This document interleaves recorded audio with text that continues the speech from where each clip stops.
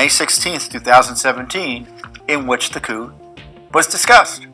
They didn't call it a coup, but that's what it was.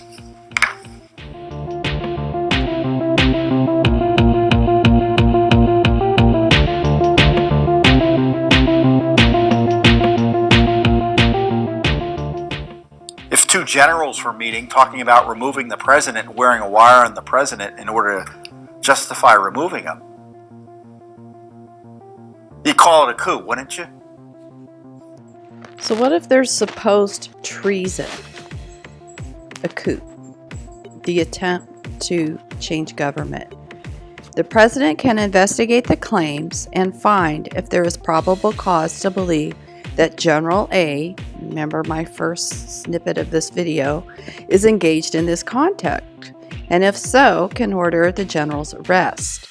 The general could be tried in a court-martial for conduct in violation of the Code of Military Justice, but treason is not a crime covered by the UCMJ. Well, that's what two senior officials in the law enforcement, the acting FBI director, Andrew McCabe at the time, most senior guy in the FBI, acting attorney general for the purposes of this discussion, Rod Rosenstein. The applicable offense for a coup participant under the UCMJ would be Article 94, which reads, a mutiny or sedition. Any person subject to this chapter who, with intent to usurp or override lawful military authority, refuses in concert with any other person to obey orders or otherwise to his duty, creates any violence or disturbance, is guilty of mutiny. By the way, it was the Barack Obama's FBI that was coordinating with foreign governments at that time to actually investigate Donald Trump. With intent to cause the overthrow or destruction of a lawful civil authority, creates in concert with any other person revolt, violence, disturbance against that authority, is guilty of sedition. Listen, there's two stories that are falling apart. One is the media story, the mainstream media story, which says the president was asking for favors to investigate Joe Biden. That wasn't true. When he was asking for promises, that didn't happen. Fails to do his utmost to prevent and suppress a mutiny or sedition being committed in his presence, or fails to take all reasonable means to inform his superior, commissioned officer, or commanding officer of a mutiny or sedition which he knows or has reason to believe is taking place, is guilty of a failure to suppress or report a mutiny or sedition. Happen. And then ultimately, when he said he mentioned Joe Biden 8 times, that didn't happen. No, here is the exact transcript. This is the only place where Biden's name is mentioned. As you can see, it's only mentioned 3 times. B. A person who is found guilty of attempted mutiny, mutiny, sedition, or failure to suppress or report a mutiny or sedition shall be punished by death or such other punishment as a court-martial may direct. The Schiff dossier. I love it how Devin Nunes is calling this the Schiff dossier. It's really quite a play on where we've come a long way. Of the Mueller dossier and then the Zuckerberg dossier. We've had many. Okay, Thomas, this was profound because it's showing us that there is a very small group in Washington, D.C. that are working actively to overthrow our government and the President of the United States. Treason against the United States shall consist only in levying war against them, or in adhering to their enemies, giving them aid and comfort. No person shall be convicted of treason unless on the testimony of 2 witnesses to the same overt act or on confession to an open court. The Congress shall have power to declare the punishment of treason, but no adder of treason shall work corruption of blood or forfeiture except during the life of the person obtained. That's right. It's sad, and when you hear it said out loud, it's almost unbelievable to think it's happening in America.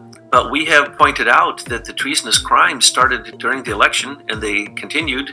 Comey himself committed at least 28. We now know we had to add 3 new crimes that he committed by placing FBI spies on the National Security Council. Well, this sounds the same. This is a CIA spy, supposed whistleblower, supposedly connected to the White House with all this Ukrainian nonsense, which, first off, nothing you've heard probably is true unless you've gone to the original documents. But yes, it underscores the reality that the coup is still active. We've said that. We always say that. And the reality is it hasn't stopped. And The president, however, is under the power to order any member of the military to do just about anything with or without a cause.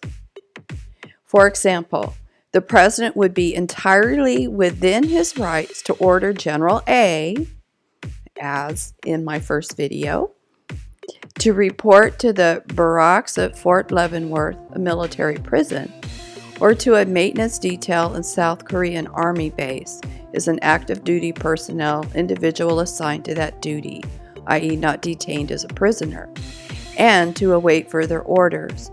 If General A disobeyed this order, then General A would have committed an offense under the UCMJ and could be detained and tried for violating a valid military order.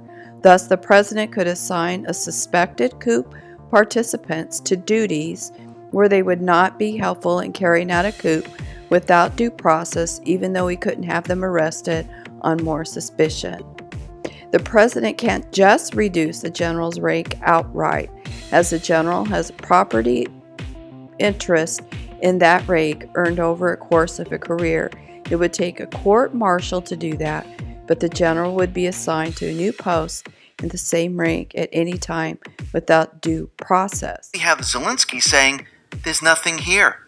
But they're going along with the whistleblower who didn't even hear the conversation. They got it from somebody else. So it's like playing telephone. Now, as we discussed on Friday, the whistleblower docs were altered, and the whistleblower complaint might not be legal under the law. Matt Beebe released a series of tweets that explains this, but I'm just going to summarize all the tweets. The deep state changed the requirements for filling out the whistleblower form, and in August allowed whistleblowers to use hearsay when filing a complaint. At this time, the whistleblower filled out the form slandering Trump using hearsay. The deep state